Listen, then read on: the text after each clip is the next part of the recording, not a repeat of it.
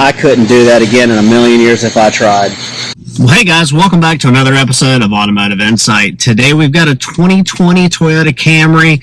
The customer's concern is that they have a message on the heads-up display that says engine maintenance required. This is pretty common. I went ahead and scanned the codes. The code that we have is P268115. It is a coolant bypass, open or shorted.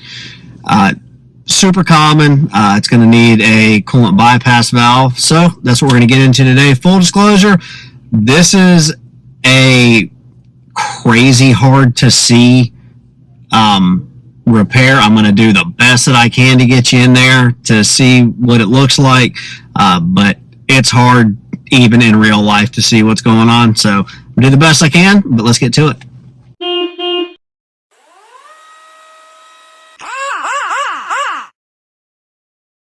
All right, so the coolant bypass valve, it lives right here. I've got it disconnected.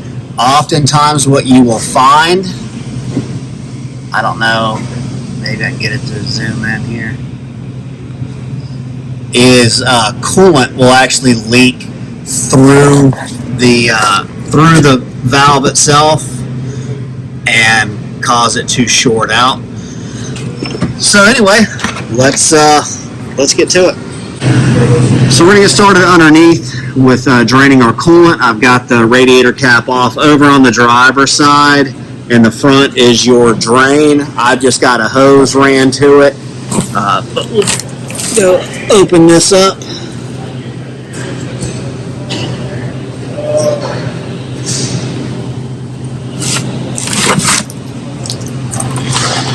And get our coolant draining. All right, so while our coolant's draining, we're going to go ahead and take our left front wheel off. It's a 21. All right, once our wheel's off, we'll get working on taking this access panel off. It's one pull clip.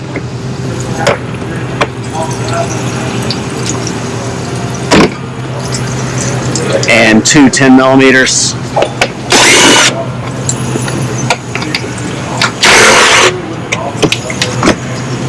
All right, while we're waiting for this thing to drain, this is the hose that we're trying to get to on the bottom.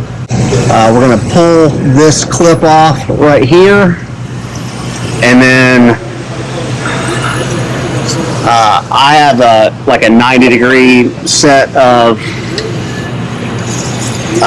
needle nose, but we're going to work on getting this clamp worked off.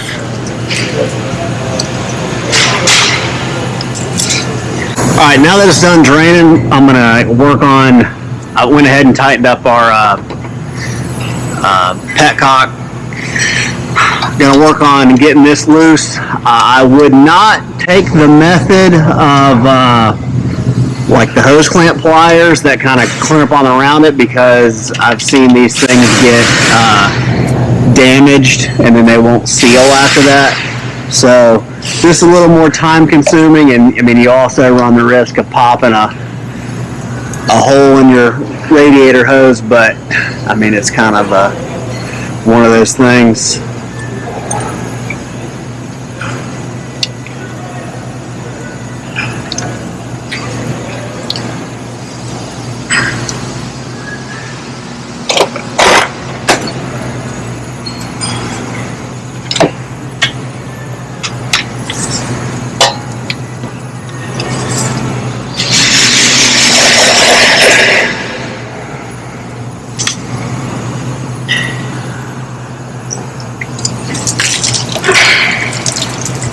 Go ahead and take our engine cover off.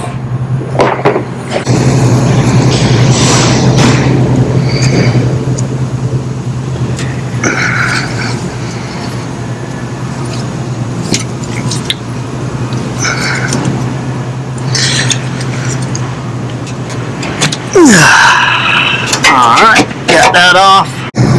I'm not sure what you guys can see on that camera, but we're going to get working on taking this hose bracket gets totally in the way right here. It's a 12 millimeter, and these bolts are always out of this planet tight. I don't know why.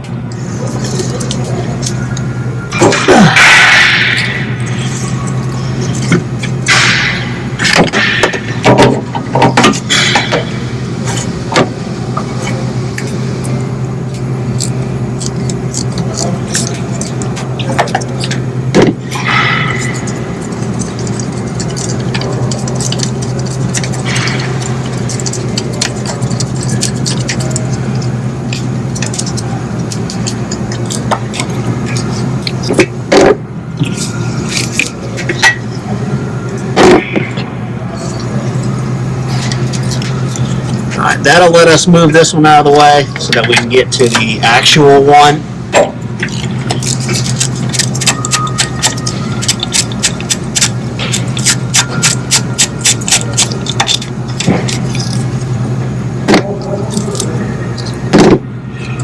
Alright, so it's freed up now. Let's see if we can't maybe get you in here to get a look. This is the bracket that we're going for, the hose that we're going for right here. We're going to get in this 10 millimeter.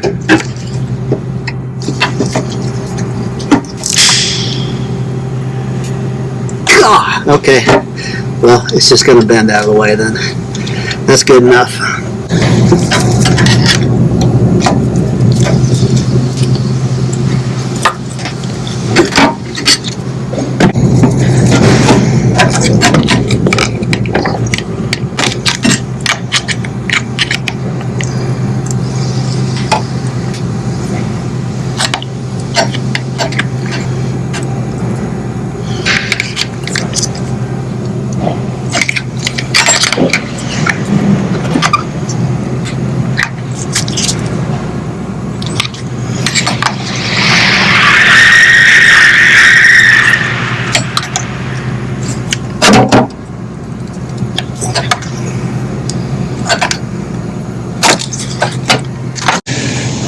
Alright, the only thing we have left is this little bit of harness right here.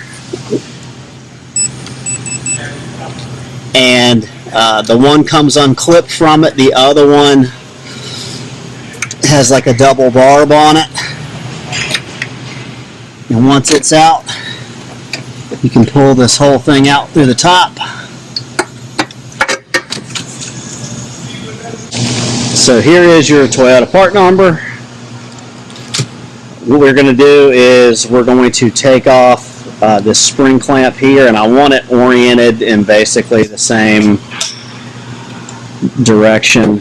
I couldn't do that again in a million years if I tried. The same direction as when it came off.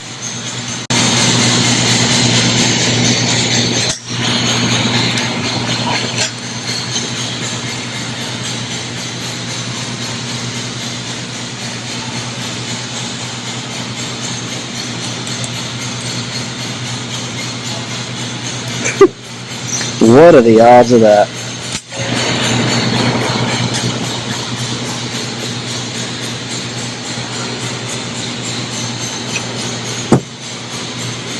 So that thing's going to go in there like that.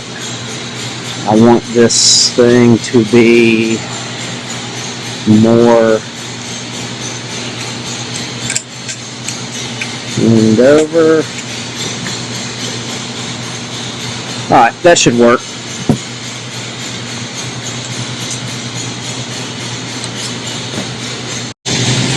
Alright, reverse is, well, it's just that, it's reverse.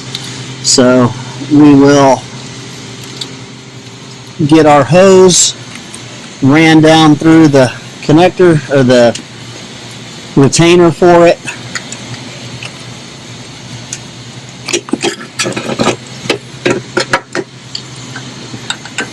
And for right now, I'm just going to hand finger tight one of these bolts just so it doesn't really move.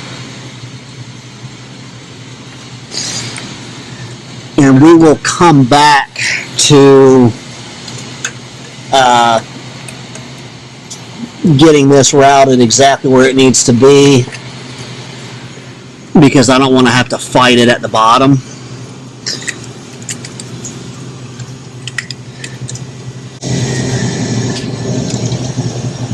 Loosely where it should be. Alright, we'll go ahead and get our other hose on.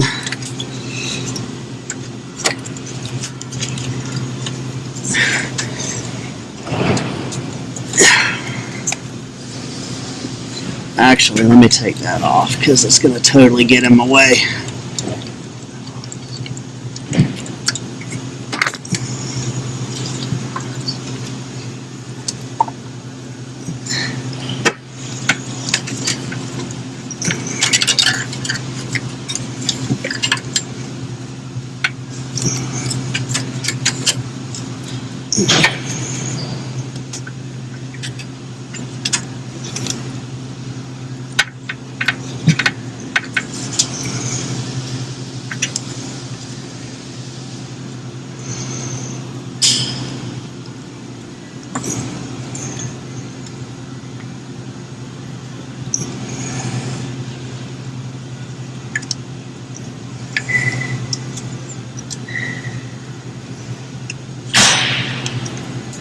Alright, that looks good to me.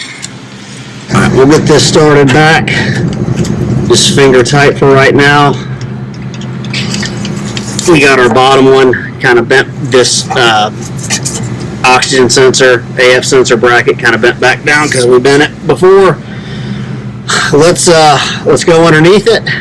We'll get that bottom one on, and then we'll come back up top and tidy everything up. Alright, we'll go ahead and get our hose back on at the bottom.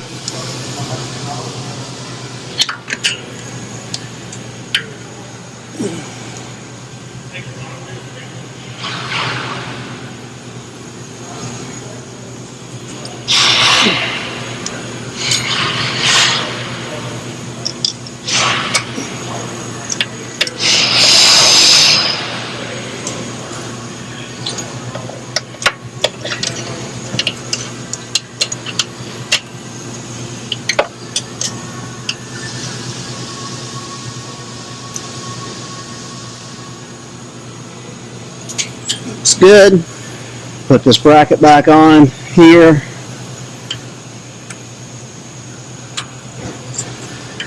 And then we'll get our wheel on. I'm not going to put the wheel on in the video because I had to do brakes on this car. But we'll go back up top now. Alright, we'll get working on our tidying up down below. Click that close. Put that back in place. That's that. We'll tighten up our top one here. I don't know what torque spec is on it, but I know that they're insanely tight to begin with. I don't put them anywhere near that tight going back together with them. Get our bottom one back in.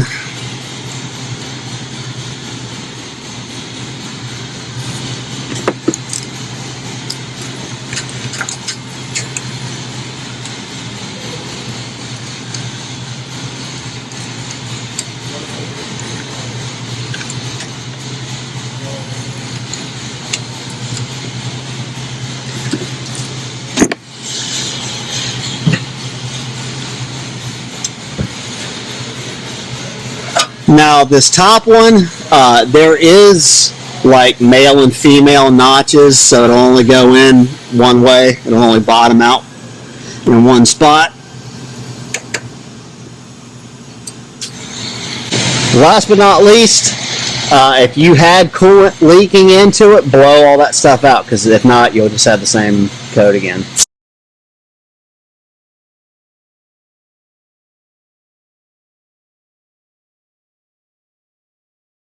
Alright, let's get our coolant back in and get it bled out, and this one's done.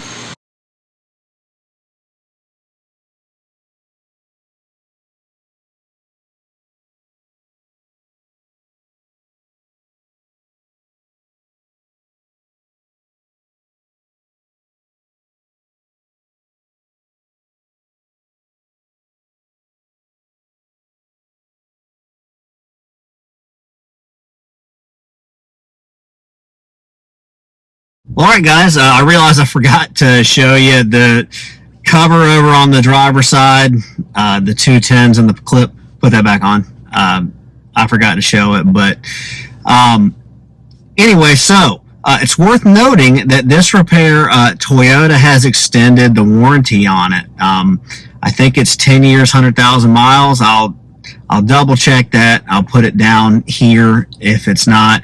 But they did extend the warranty on that. It's a very common problem on Camrys and RAV4s and a couple of other things. So I'll put all the information of that warranty enhancement down there.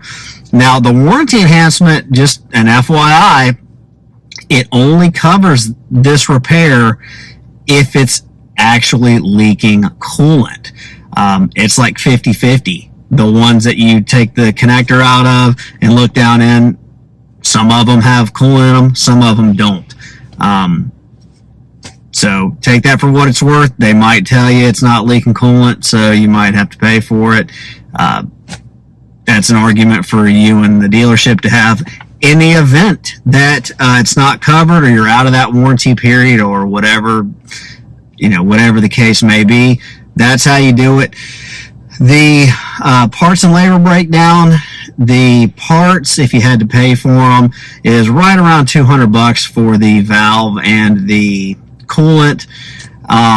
Labor, it calls for 1.5 under warranty. So realistically, if it wasn't under warranty, you could expect to pay like 2.5-ish. Don't get me started on that topic. That's another argument for another day. But anyway, the first one you do sucks, and the rest of them are just bad. I mean, it kind of is what it is. Hopefully, I got you some decent camera angles. I had 3 different cameras going on it. Knowing my luck, my hand is in the way of just every single one of them. But you just really, the hardest thing about it is you just can't see anything on this one. But anyway, guys, that's going to wrap this one up for today. Hopefully, we earned a thumbs up from you. Let us know what you think down in the comment section. We have new content for you every single week, so consider subscribing to the channel. And with all that being said, thanks so much for watching. We'll see you on the next one.